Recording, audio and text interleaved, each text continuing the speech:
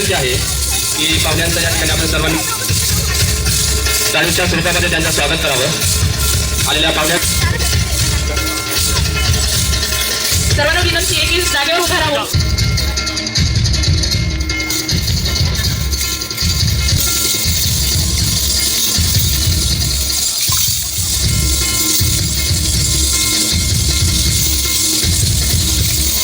who have graced this occasion. Then audience, please give a big round of applause as our honorable. A very good evening to all parents, guests, teachers and students. We warmly welcome you to this wonderful celebration. Thank you, respected all. आज की शाम रंगों से सजाई है, हर दिल में खुशियों की परछाई है. आज की शाम रंगों से सजाई है, हर दिल में खुशियों की परछाई है. आप सभी की उपस्थिति में इस मंच की खूबसूरती चार चांद सी आई है. Thank you once again to all of you. May I request the dignitaries to kindly come forward for Saraswati Pujan and lamp lighting. जहाँ ज्ञान का दीप जलता है, वहाँ अंधेरा अपना साया भी दिखाने से डरता है.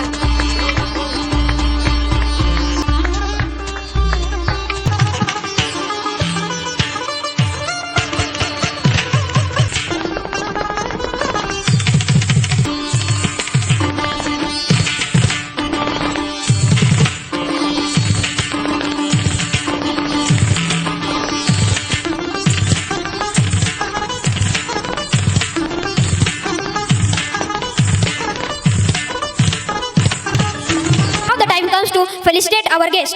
मेहमान हमारी पहचान होती है, उनका सम्मान ही हमारा संस्कार होता है. So let's felicitate our honorable guest with gratitude and respect.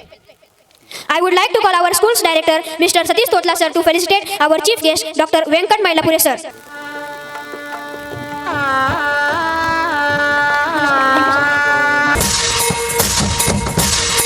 Again, I would like to call Mr. Totla sir to felicitate our special guest, API, Mr. Nilesh Sherke sir.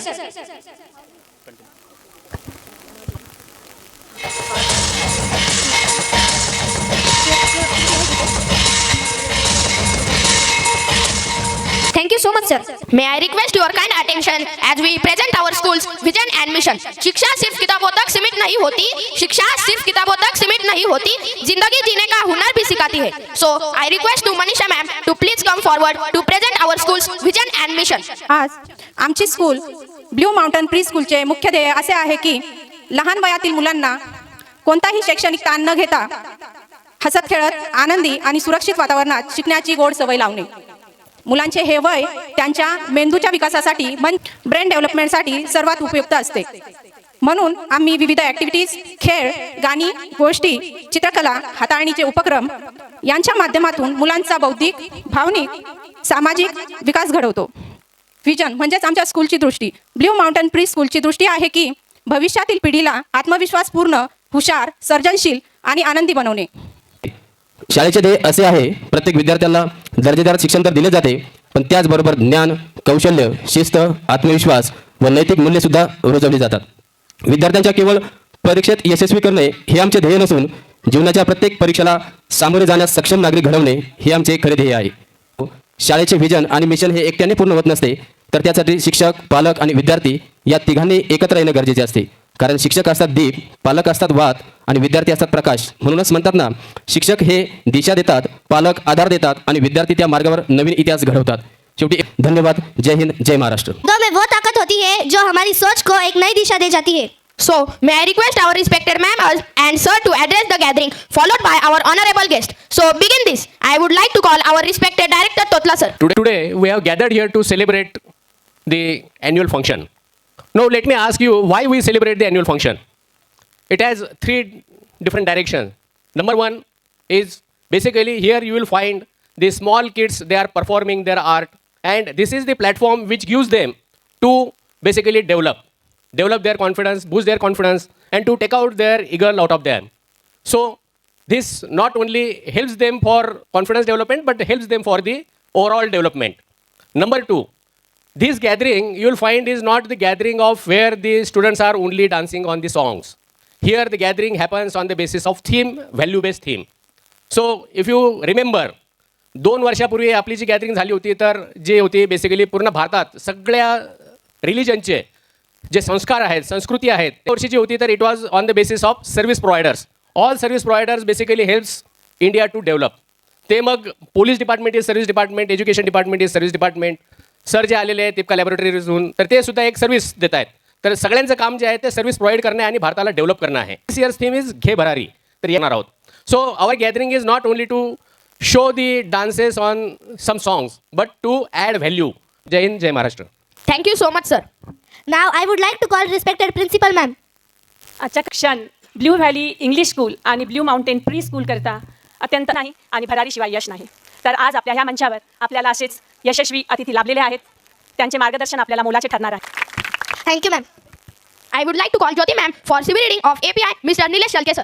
स्वागतम स्वागतम स्वागतम. एकत्र येणं ही सुरुवात आहे, एकत्र राहणं ही उन्नती आहे, एकत्र काम करणं ही प्रगती आहे आणि आलेल्या पाहुण्यांचे स्वागत करणं ही संस्कृती आहे. सर्वप्रथम मी ज्योती राठोड येथे आलेल्या सर्व अभिभावकांचे स्वागत करते आणि आज आपल्या कार्यक्रमाला लाभलेले अतिथी माननीय श्री निलेश शेळके सर यांचा परिचय तुम्हाला करून देते. श्री शेळके सरांना विनंती करते की 2 शब्द बोलून आम्हा सर्वांचे मनोबल वाढवावे. आदरणीय व्यासपीठावर विराजमान आपले प्रमुख पाहुणे, त्यानंतर आपल्या शाळेचे संस्थापक आणि या शाळेमध्ये पाल्य असणाऱ्या सर्व विद्यार्थ्यांचे इथं उपस्थित असणारे सर्व पालक आणि सर्व माझ्या प्रिय विद्यार्थी मित्र बंधू आणि भगिनींनो, आज आपण blue valley English school nursery आणि माध्यमिक या शाळेच्या स्नेहसंमेलन प्रसंगी जो कार्यक्रम आयोजित करण्यात आलेला आहे घे भरारी, या कार्यक्रमासाठी आपण सर्वजण या ठिकाणी एकत्रित जमलेलो आहोत. तर या कार्यक्रमासाठी उपस्थित असणाऱ्या सर्व पालकांचं आणि सर्व गुरुजन वर्गांचं मी प्रथमतः स्वागत करतो. या शाळा आणि सर्व पालकांना आणि विद्यार्थ्यांना हे एक सांगतो की शाळा हे फक्त काही शिक्षण घेण्याचं माध्यम किंवा शिक्षण घेणं या शाळेमध्ये फक्त शिक्षणासाठीच बोलवलं जातं असं नाही.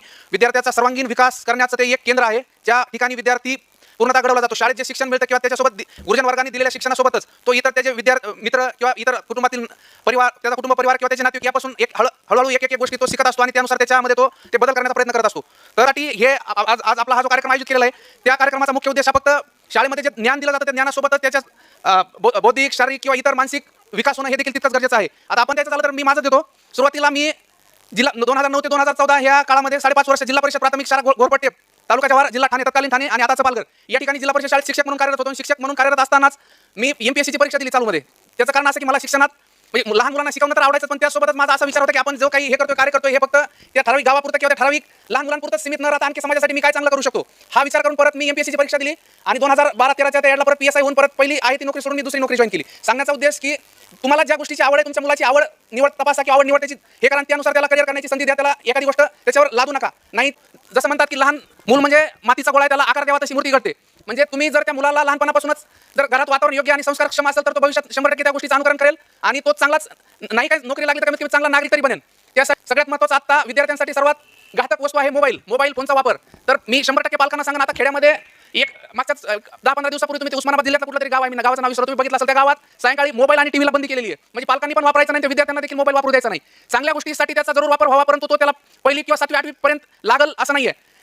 त्याला भविष्यात ज्या गोष्टीचं नॉलेज किंवा शिक्षक जे वर्गात शिकवतात त्यापेक्षाही जास्त जर त्याला त्याची क्युरियोसिटी आहे, त्याचा त्यामध्ये इंटरेस्ट आहे, तर तो गुगलवरून किंवा आता ChatGPT तुम्हाला माहिती असेल आर्टिफिशियल इंटेलिजन्स ज्याला म्हणतो, असे नवीन ॲप आलेले आहेत. ते ॲप घेऊन त्याला जर त्या गोष्टीत इंटरेस्ट आहे तो सर्च करेन आणि त्याविषयीचं अधिकचं नॉलेज मिळवेल. परंतु Like to call Sonal ma'am for civil reading of Dr. Venkat Mailapure sir. शिक्षा, अनुभव और समर्पण का सुंदर संगम. आज का यह परिचय है एक ऐसे व्यक्तित्व का जिनका कार्य ही उनकी पहचान है.